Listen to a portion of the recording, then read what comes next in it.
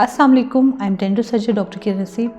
आज मैं आपको बताऊंगी कि आपके ब्रेसेस के ऊपर आपने ब्रश कैसे करना है, अपने ब्रेसेस का आपने ख्याल किस तरीके से रखना है। सबसे पहली बात तो ये है कि अगर आपके दांत क्लीन रहेंगे तो ही आप अच्छी एस्थेटिक स्माइल अचीव कर पाएंगे। अगर आप अपने दांतों की सफाई का ख्याल नहीं रखेंगे तो फिर आपके दांत कैविटीज में अगर चले गए फिर तो आपका इरिवर्सिबल डैमेज हो चुका है। लेकिन अगर आप ब्लीडिंग गम में और प्लाक एक्यूमुलेशन के साथ चले गए तो उसको कुछ हद तक कंट्रोल किया जा सकता है। लेकिन सबसे बेहतरीन बात यह है कि अगर आप डे फर्स्ट से अच्छी अपनी क्लीनिंग रखेंगे तो कभी भी आप इन इश्यूज में नहीं जाएंगे। सबसे पहली बात यह है कि आपके पास ऑर्थो ब्रश होने चाहिए जो कि वी शेप ब्रश होते हैं, जो कि आप इजीली अपने ब्रेसेस के ऊपर यूज कर सकते हैं। सबसे पहले आपने क्या करना है, जो भी खाना खाना है आपने जाके रिंस करना है अच्छे से, क्योंकि बड़े सॉफ्ट फूड पार्टिकल्स होते हैं वो आराम से आपकी कुली से भी रिमूव हो जाते हैं। या तो आप अपना वाटर फ्लॉस अपने सारे के सारे ब्रेसेस के ऊपर से प्रेशर के साथ उसको क्लीन करें। इससे दो फायदे होंगे, एक तो आपके गम्स लाइन है उसके साथ जितने भी आपके प्लाक डिपॉजिट्स हैं वो सब रिमूव हो जाएंगे। नंबर 2 ये है कि आपके ये वाटर फ्लॉस जो है आपके फ्लॉस के तौर पे भी काम होता है। आपने ब्रैकेट्स की सफाई वी शेप ब्रश के ऑर्थोडोंटिक ब्रश के साथ कर ली। अब आपकी गम्स की सफाई भी बहुत जरूरी है, जो कि इंटरडेंटल एरिया है, वहां पर आप नॉर्मल जो फ्लॉस होता है वो आप नहीं कर पाएंगे। इसलिए एक स्पेशल टाइप के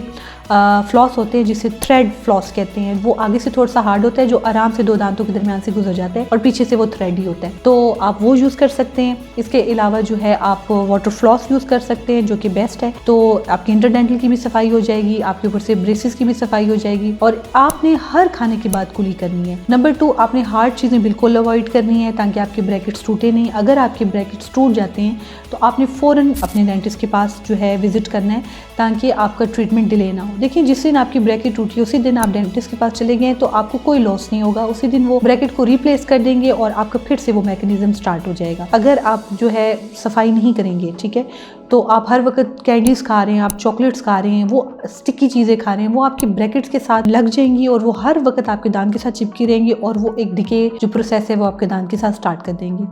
अब नंबर 2 जो ब्रेसेस की कुछ इमरजेंसीज भी होती हैं, उसको कैसे आपने डील करना है। अगर कोई एक पेशेंट है, उसको क्या हो गया कि उसकी वायर कहीं ना कहीं से निकल गई है या उसका कोई ब्रैकेट टूट गया है जो उसको इरिटेट कर रहा है, तो आपने पैनिक नहीं करना। सबसे पहले तो आपके डेंटिस्ट आपको जो है ऑर्थोवैक्स देते हैं, तो कोई भी शार्प एरिया है, प्लेस है, आपने वहाँ पर उस वैक्स को लगा देना है ताकि वो आपकी जो सॉफ्ट स्ट्रक्चर है, लिप है, आपकी गम्स हैं, उनको वो हर्ट ना करें।